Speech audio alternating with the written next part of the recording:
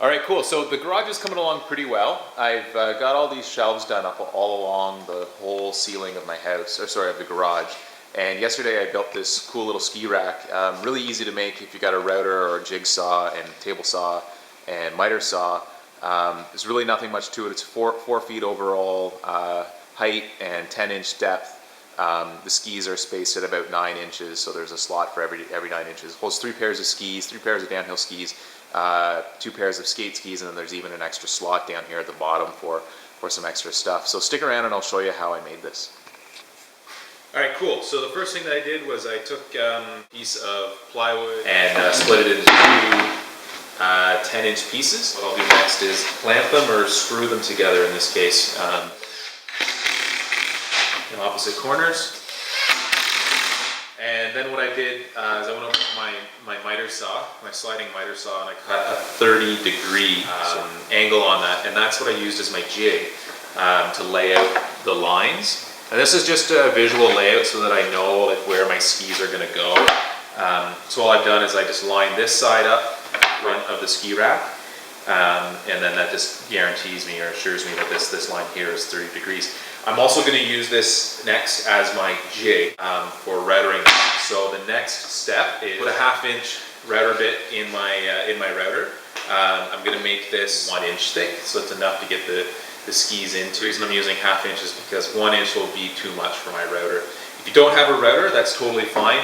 What I would recommend you do is offset these lines by 1 inch or whatever your depth is. So just draw it on there and then cut it out with a jigsaw. So I'm going to clamp the workpiece down to the sawhorses just so that when I'm using the router, the workpiece doesn't want to wander around.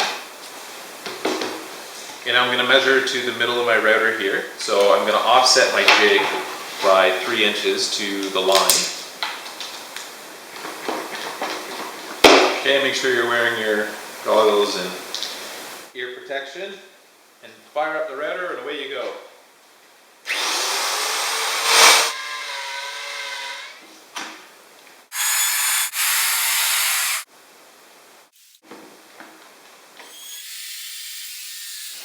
Okay, so a little trial and error on that first one.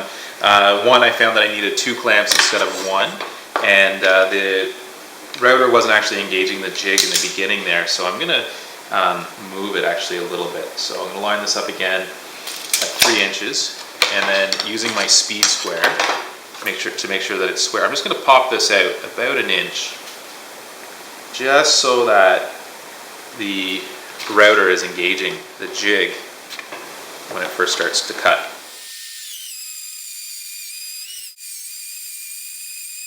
Okay, and then I'm going to move the whole thing up by about 1/2 inch. Pop that back out.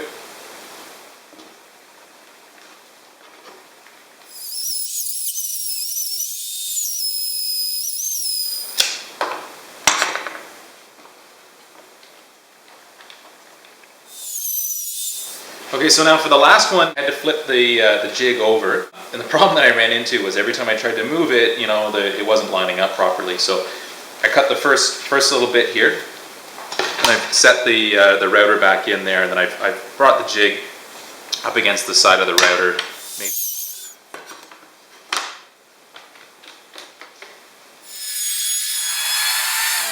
Here, like it didn't finish off very well just because I'm using a 1/2 inch bit. So I'm just going to go back in with the router and clean this up. This one's actually looks pretty good, so I'd like them all to look like that. So here we are. I'm pretty happy with the way that it turned out now. Cutting the supports and mounting. And this is a spare 2x8 that I had, and I just ripped it down into 4 4-foot pieces.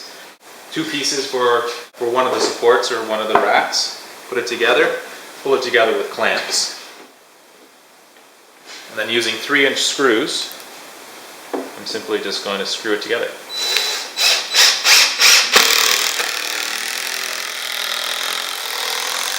2x2, clamp them together.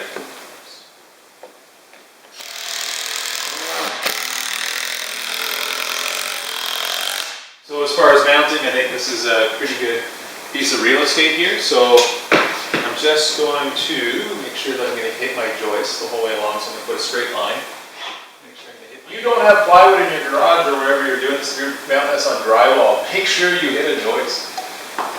Because if you don't, your rack is not going to stay on the wall. And using 3-inch screws, I'm going to screw this into the joist.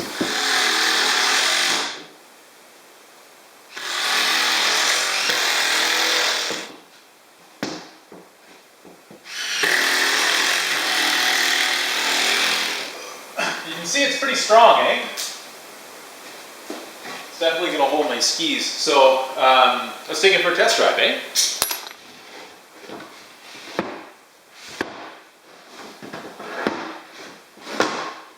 So yeah, this is great. I'm really happy with the way this turned out. It probably turned out maybe a little bit better than I thought it was going to.